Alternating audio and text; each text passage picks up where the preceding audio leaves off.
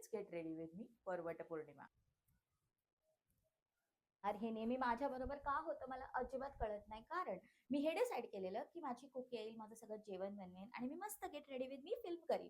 But no, my cook decided to go on a sick leave. आज मी ही sari wear करणार आहे. ही माझी खूप एक फेवरेट साडी आहे. हिंदमाता, दादर हिंदमाता क्लॉथ स्टोअर मधून घेतलेली साडी आहे. हे जे आहे हे सिलिकॉन बेस्ड मॉइश्चरायझर आहे, but me it as a primer use करते कारण हे खूप थिक आहे. स्किन प्रेप झालेलं आहे and it is one of the most important गोष्टी जे बहुतेक लोक विसरतात. जगात माझा शेड मिळणं अशक्य आहे, म्हणून मी नेहमी एक लाईट आणि ब्राऊन कलरचं फाउंडेशन घेऊन एक बेस बनवते. जास्त फाउंडेशन लावायला अजिबात आवडत नाही आणि कन्सिलर तर नाहीच, कारण खूप अननॅचरल लुक येतो. व्हाईट फाउंडेशन करून एकदम गोरे दिसायचा प्रयत्न का करतात? कारण मी गोरी नाही आहे आणि मला माझ्या स्किनसारखं म्हणजे मी माझ्यासारखी दिसली पाहिजे.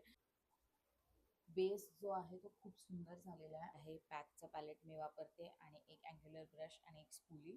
त्याची गरज लागत नाही कारण ते ऑलरेडी खूप थिक आहे.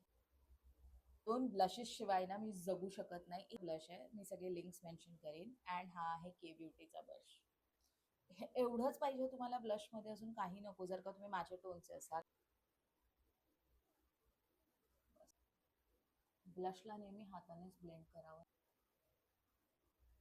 मी फक्त आयलायनर लावते कारण माझे डोळे आधीच खूप छोटे आहेत आणि मी लायनर आणि काजळ लावल्यावरती ते अजून लहान दिसतात. हा फिटमीचा जो पावडर आहे बेस्ट. पावडर केल्यानंतर तुम्ही बघू शकता हा ब्लश जो चांगला बसला, एकदम असं क्लाउन सारखं दिसत नाहीये, but this is a very subtle makeup and I love. लायनरने लिप्सला एक बेस मिळतो. एक लिप लुक क्रिएट करायला मी ह्या 4 लिपस्टिक्स वापरणार आहे आणि तुम्हाला ते कळेल.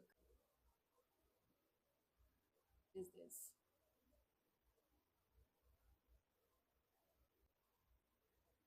फेवरेट गोष्ट जी आहे ग्लॉस.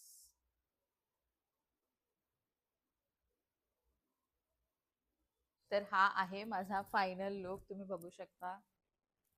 एकदम सिम्पल आहे, सोबर आहे आणि फक्त 15 मिनिटमध्ये बनून तयार होतो.